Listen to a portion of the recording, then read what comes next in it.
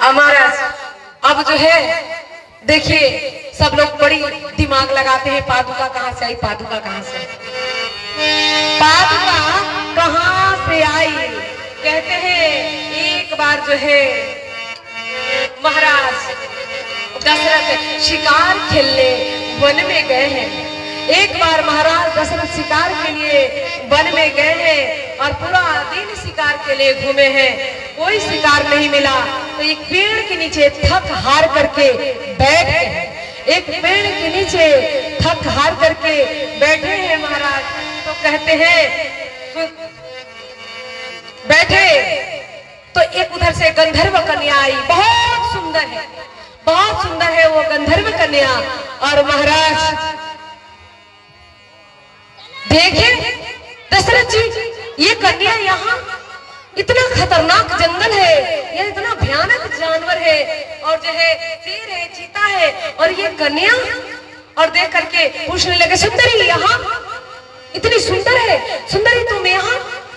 तो कहती है कि हम जो है अपने पिता की आज्ञा मान करके, हम गंधर्व कन्या है, पिता की आज्ञा मान करके वन में जो है घूम रहे, अपने लिए वर ढूंढ रहे हैं पिता की आज्ञा से। महाराज बोले कैसे पिताजी हैं तुम्हारे जो तुमको वर ढूंढने के लिए भेज दिए हैं, पिताजी तुम्हारे कैसे हैं। तो जो है गंधर्व कन्या कहती है हमारे पिताजी को हम पर विश्वास है, इसलिए जो है हमें वर ढूंढने के लिए भेजे हैं कि हम उचित वर ढूंढेंगे। आज वर्षों से मैं जो है अपने लिए वर ढूंढ रही थी, आज मेरी वो तलाश पूर्ण हो गई, आप जो है मुझे पसंद आ गए, अब आपसे मैं विवाह करूंगी। महाराज बोले देखो मेरे ऑलरेडी 3 शादियां हो चुकी है, और जो है मेरे ऊपर अयोध्या के जो है राज की जिम्मेदारी है, अब मैं आगे जिम्मेदारी नहीं ले सकता। और गंधर्व कन्या इतनी सुंदर कि जो है महाराज भी आसक्त हुए, और जो है महाराज कहे चलो ठीक है गंधर्व विवाह कर लेते हैं। और जैसे गंधर्व विवाह के लिए तैयार हुए, वो कन्या कहती है पहले मुझे वचन दीजिए, मुझे वचन दीजिए, मुझे वचन दीजिए कि जो मेरा पुत्र होगा वही अयोध्या की सत्ता पर बैठेगा।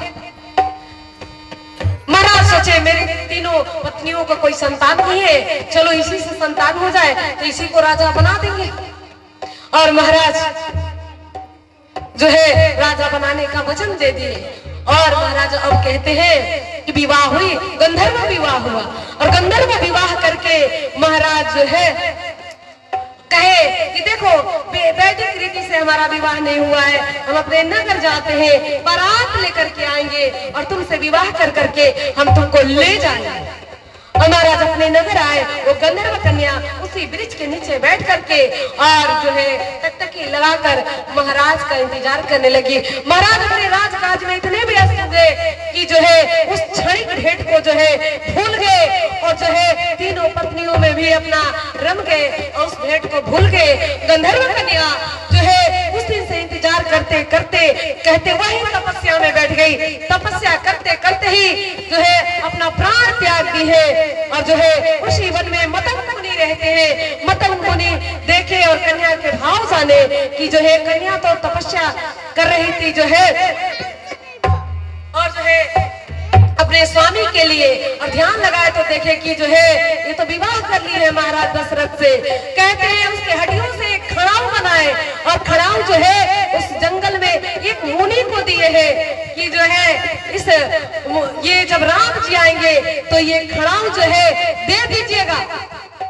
मुनि को दिए कि खड़ा, जब मुनियों से प्रभु भेंट करते हैं तो जो है खड़ाऊ दिए कि मुनि को जो है राम जी को खड़ाऊ दे दीजिएगा, ताकि जाकर के 14 साल अयोध्या की सत्ता पर, 14 साल सबको पता था क्योंकि 14 साल ही उसकी आयु बची है रावण की, इसलिए 14 साल का ही वनवास के कई मैया ने मांगा है। और महाराज कहते हैं जो है कहे राम जी कि भैया ये खड़ाऊ लो, ये खड़ाऊ रख करके अगर तुम अयोध्या की और जो है वो मुनि जो है राम जी को खड़ाऊ दिए, राम जी भरत जी को दिए। उस खड़ाऊ को पहने नहीं है, उसको कपड़े में बांध करके रखे थे। संजो करके राम जी अंतर्यामी है, जानते हैं कि ये मेरी माँ के हड्डियों से बना है, और कहते हैं भैया इस खड़ाऊ को ले जाओ, और ले जा करके जो है अयोध्या की सत्ता पर चलाओगे ना तो मेरी माँ को सुख मिलेगा। भरत जी कहते हैं सुख? तब राम जी पूरी बात बताए हैं।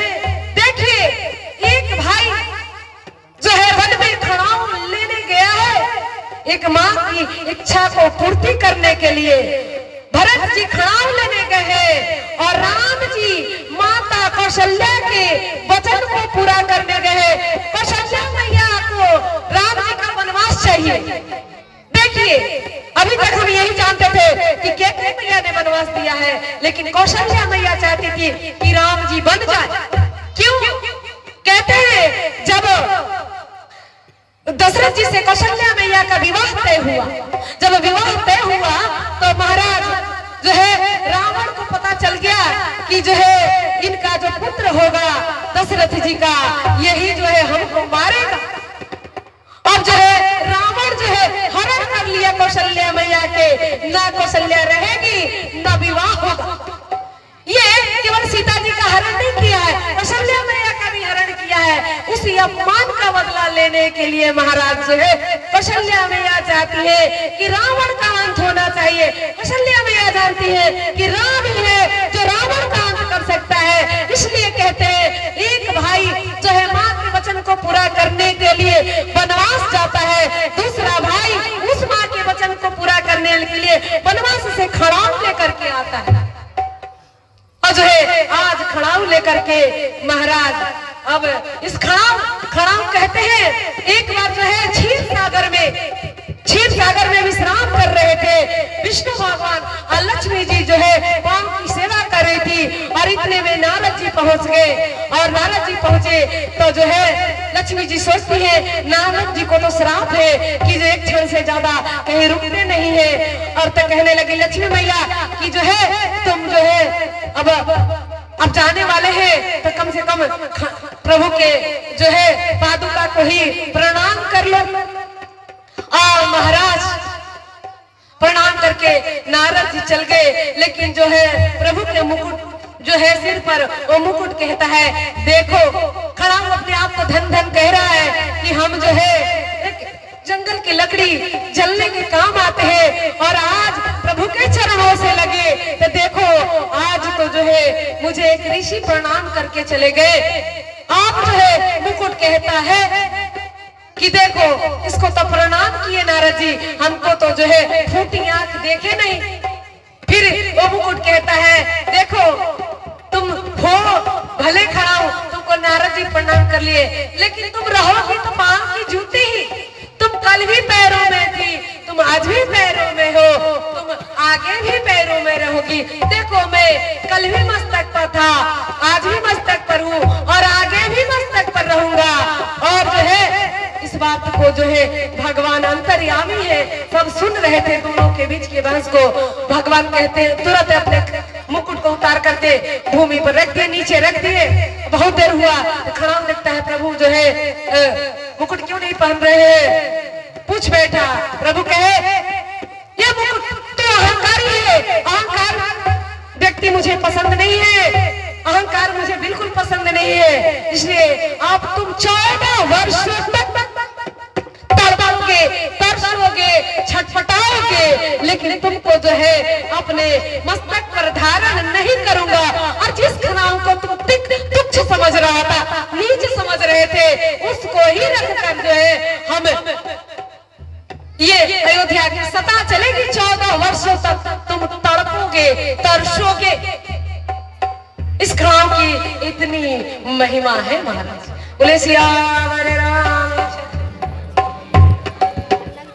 कहते खड़ाऊ कहाँ से आया, खड़ाऊ कहाँ से आया आप नहीं कहिएगा ना, बोले बोले। हमारी बुद्धि में बातें नहीं आती है, इसका अर्थ ये थोड़ी है कि जो है उसका तोड़